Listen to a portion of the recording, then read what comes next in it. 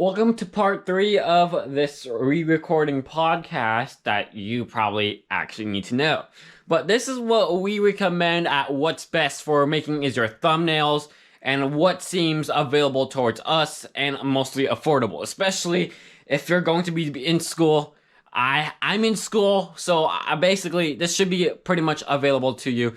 Now, this is the function towards how you can make your thumbnails, whether it's on your phone or something similar to that, or either even just recording on is the GoPro, video, iPhone, whatever like system that there is, and audio. So this is basically just what we recommend and what's really actually best. Or something like that. Yeah, I mean, I think at the end of the day, just hit record and post. Use what you got. I love just keeping it dirty and rough, and keeping it budget friendly and affordable. And I was proudly, I mean, up until even now to this day, I just invested in a nice, fancy camera. But for a long, long time, I was able to build up my channel mostly with an iPhone, or just whatever phone I was using. And I had a little bit of a handy like a camcorder, a nice Sony 4K camcorder for my A-roll, but I never really took it off. I always just used an iPhone because it was the most accessible and easiest and fastest to shoot with. And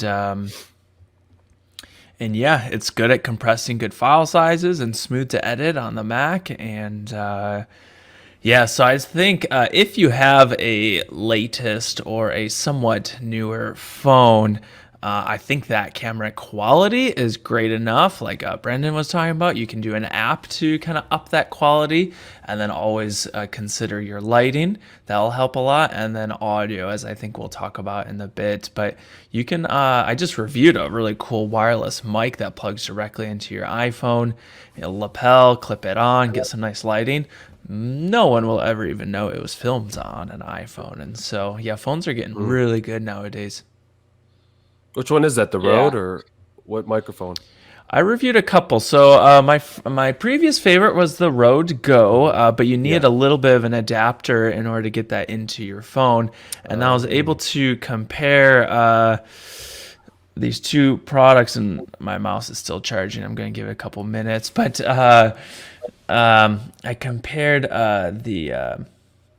I'm going mind blank on it. It'll come to me. But I compared two wireless systems. One that was a more like traditional 3.5 mil, and then you can convert that into whatever camera. And then the other one, that one was called Lark, and then the other one I'll come up with the name in a second. Maybe I'll drop a link in the comments. Yeah. And that one was the lightning jack directly. That was the receiver that plugged directly into your phone, and it was a really small, tiny little receiver. I can grab it if you want, but it just auto connected, and then just the transmitter was it was actually a 2-pack, which was really nice for interviews, and it was good range, good distance, good clarity, and pretty budget friendly. I mean, it was still maybe a couple hundred. I think single mic would maybe be $100-ish, but yeah, you film that on a nice phone with a good clarity mic, and most people won't be able to see or spot the difference. Yeah. Yeah, so before a couple months ago, before my phone broke in Lake Tahoe of California, basically this used to be an iPhone SE first generation. I still have it, but it won't boot up anymore. It's just totally broken and damaged. So basically, I basically used my iPhone SE, and I just used like my phone with it, just like what we're gonna get to it in a bit, within like one or two topics, and then we're gonna get there. But anyways, with just a single phone, and you can just edit it with like the app, like iMovie or like some other kinds. I don't really edit on my phone, but there are editing softwares on your phone or iPad that you can actually use to improve your content.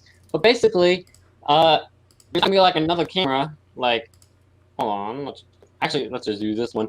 There's not like another camera like this one, and then you're gonna be like this all the time, and then you're like, hey, it's like all of that like off onto the side. because no one really is going to see what gear you have. It's about, again, the quality over the quantity. It isn't like the quality over the product. You have to make sure that you have it for a good price. You have to have a good camera, or like, no, not a good camera, but a good a good camera. You still need a good camera. They're still able to see. But if you just match that camera quality towards the audio, it'll be just seamless. I even Ben, had you heard like about like one movie that was just filmed all shot on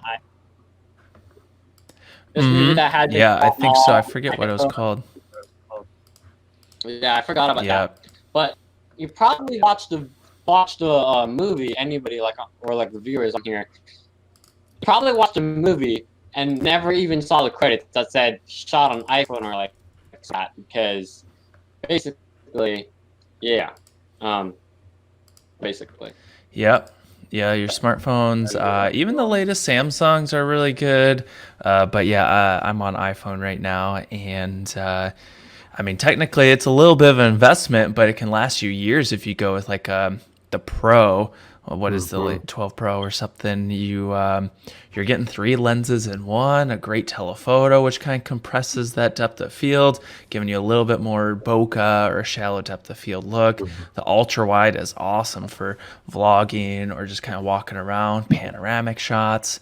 I've even considered, I don't have enough time, but you could launch a whole channel just showcasing on how powerful an iPhone or smartphone camera is, and the insane potential that you have. I actually made a funny video. You can check it out later if you want, comparing a latest iPhone to that camera back there, the A7S III, which is a nice, expensive, top-of-the-line Sony mirrorless. And a lot of people couldn't tell the difference. Some comments said they preferred the iPhone image since they're doing a lot of that HDR tone mapping. At the end of the day, I went with the A7S for a few different reasons to kind of push my creativity. It can do 4K 120, which is insane, and then other reasons as well. But yeah, long story short, iPhone or your phone just shoots more than good enough to really get started and grow a substantial channel. Also, Ben, I got your link that you sent in StreamYard. But anyways, yeah, the phone is extremely powerful, and if you're thinking of getting a new phone or like any new equipment, the phone should be the first thing that you should think of, because first of all, you're able to have your phone contacts on here, and a camera does not have a SIM card that you can just put in and do phone calls. Because if I just get like a camera, let's just use this battery as an example. You're not gonna go with your camera like take photos, and then later on you're like, hello. Who is this, and like all of that stuff. So that's the first reason why you should invest in the phone or use your phone, because you're able to call people on your phone, because your camera can't really do that. Second, it can connect to Wi-Fi and can even be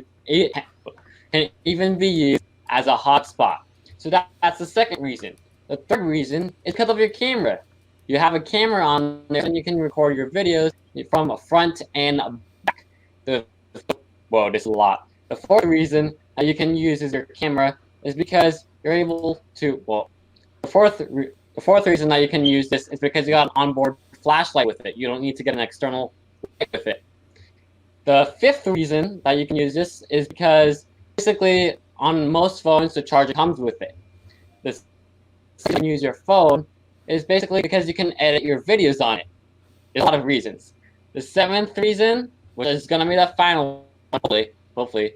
So the final reason is because this is also your microphone too. This can be your lav mic. It's just like you gotta know how to audio sync, but that should be easy. So there we go. That's 7 reasons why you could use your iPhone. Nice. Yeah, and something that I think is really big for your phones too is, and I keep this stuff next to me. I didn't have this planned, by the way, but like this is the Zhiyun Smooth 4, and I'm telling you right now, if you have a phone, and another great cheap investment you can make is getting yourself a gimbal for your cell phone. And Ben hit it right on the mark. I mean, nowadays with what you're getting for a cell phone is like if you're pretty much making a video at 720. I mean, what cell phones can do is spectacular, but I can't tell you how many times somebody asked me, hey man, what kind of DSLR camera do you use? And at that time I didn't have one. I was just using a gimbal. So this, I had that smooth footage. And that's another thing we were talking earlier about going outside, just walking with a cell phone or holding up a cell phone and you're getting that rocky image. Well, just having one of these, and you can set it up right on your table too. And I use this thing for like a tripod for a long time, or I'd live stream with this thing, and it will hold up your camera. And that was before I was able to get myself the Canon M50, which is my suggestion for if you're just getting started and you want your first camera. That was my first upgrade, was the Canon M50. But yeah, I think that there's so many options to up your game as far as tech goes, but you'd be surprised that most people are like, I don't got the money for that. But if you really research, you could find yourself so many cost-effective things. You just have to look at your channel like a business, because you're investing in yourself, but it doesn't always have to be super expensive.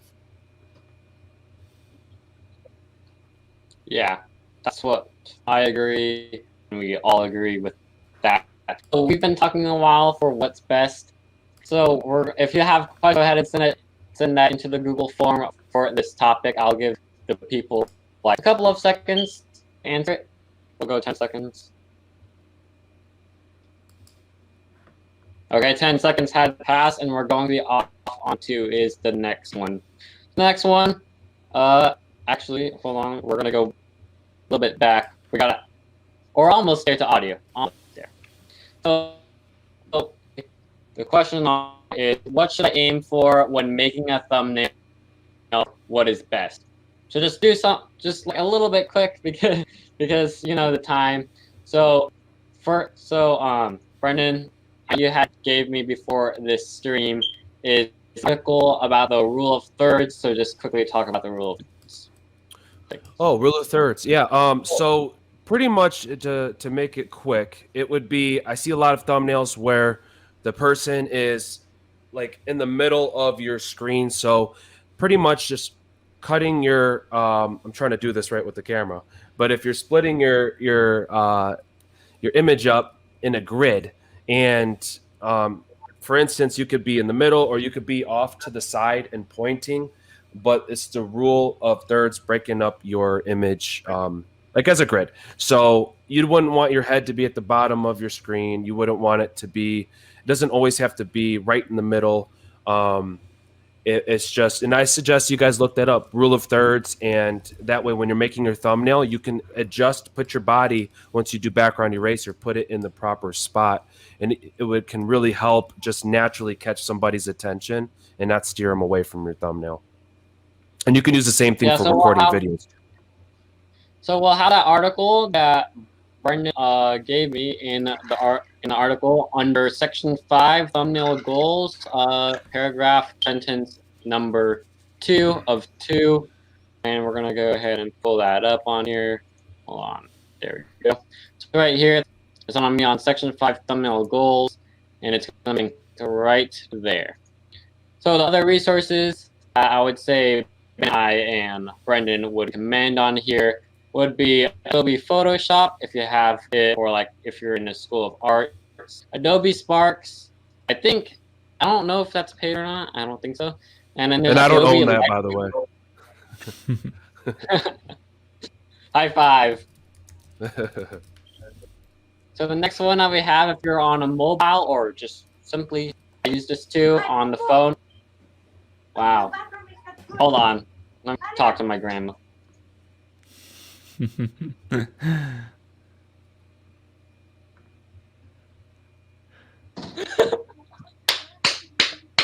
That was my mom just ran up the stairs. Okay. Just a brief intermission, huh? She wanted to get on camera. That's right. You never know when you're live. The next one, we have mobile or Android, is Adobe Lightroom. I was introduced by my church. And the next one that we have is Google Snapseed. It's available on iOS and Android for free. And Canva, which is what my brother showed me, which is for free, and you're able to have a premium version. I'm gonna let my dog bit. And one that I use right now is paint.net, which is with the link you should .pdn. Okay. Ben, can you talk about like most of these? Talk about them a little bit. Just the thumbnail stuff. Yeah, like the ones that you use are like what you pick to aim. Yeah, thumbnail. I mean, there's a lot that you can go into thumbnail study, and Sean and some of those guys have made some awesome videos on that. I'm still constantly trying to evolve and improve my thumbnails. It's kind of a whole art skill in itself. But yeah, practice. There's plenty of free apps, like good links that you have there. I personally use Photoshop. I pay for, they actually have a more cheaper, budget-friendly option, which is, someone can put it down in the comments, but I think it's their like photography model. And so you get Photoshop and Lightroom every month.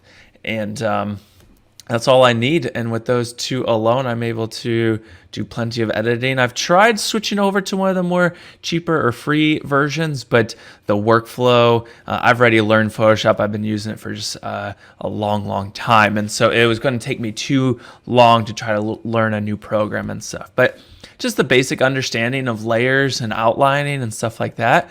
And then every other time I run into a question, how do I do this or how do I do that? I just YouTube it, find a nice tutorial, and then always strengthening those skills as well. I once was able to hire a professional thumbnail guy.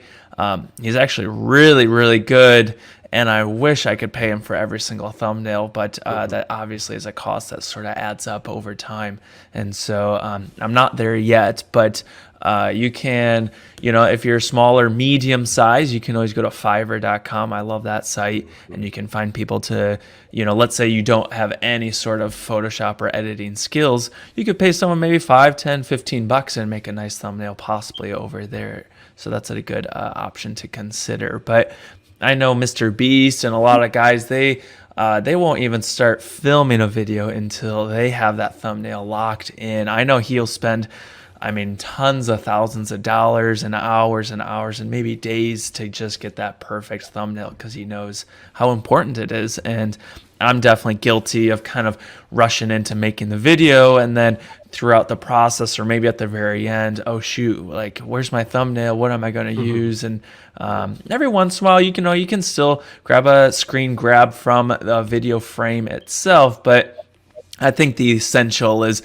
not just using the default that YouTube selects for you, is actually going in with some purpose and planning and knowing some of those strategies behind creating that catchy thumbnail that will really grab viewers' attention, stop them from scrolling, give them some intrigue. Yeah, there's so much study behind thumbnails, but that's just a little bit of what I do. Yeah, so if you're thinking about these, it's going to be in the description down below on the article. It's on 5. And the next one that most of us have been waiting for is about audio. But before we get on to that, so basically Adobe Photoshop and .pdn, .pdn is like a free version of Photoshop, but not really Photoshop. It's like the Photoshop basics. It's like the chill type when you're like just relaxing out back and you're like, I just need something simple, which is, I use it simply. But I know that Brendan, when we were trying to make thumbnail, like I just go ham on it. Like I try and just go I add in like so many layers, even on my church or school type of thumbnail stuff that I sometimes do because, again, they're not that good. But sorry, schools, if you're just watching this. Anyways, so basically, I use .pdn, and I used to be a beginner at it, just like what everybody is on Photoshop. But basically, with .pdn, I add in more layers, and I now use it to actually animate most of my graphics. Just like this one that's supposed to do .pdn using Owen Video's graphics thing. But yeah, those are the resources available. And next up is audio, because audio is most important. And if you don't have good audio, then how will you hear us on this stream? So first of all, we're gonna go through the mics and camera plug-in mics that we have. Yeah, we're gonna go ahead and talk in between. We're gonna talk about why the microphones are the most essential. essential parts, and let's get right to it. wants that? Me Ben? first, okay. Yeah, okay, so for my A roll, oh, sorry, did you say something? I missed it. For my A roll, let's see if I can tell that. Oh yeah, that one. I got my pretzels here. Love pretzels. But then right up there, hopefully this video showed you what's the best and what we recommend for the most part of thumbnails, just video, recording, iPhone, all of those stuff. Hopefully it got you there. Now, I'm Reagan from ReaganVFilms Tech, Shaka and Mahalo. I'll see you on the next adventure. It's August. Yeah. Actually, by the time I'm recording this, actually, it's not August. It's summer. But you're watching this in August. There's a quick note.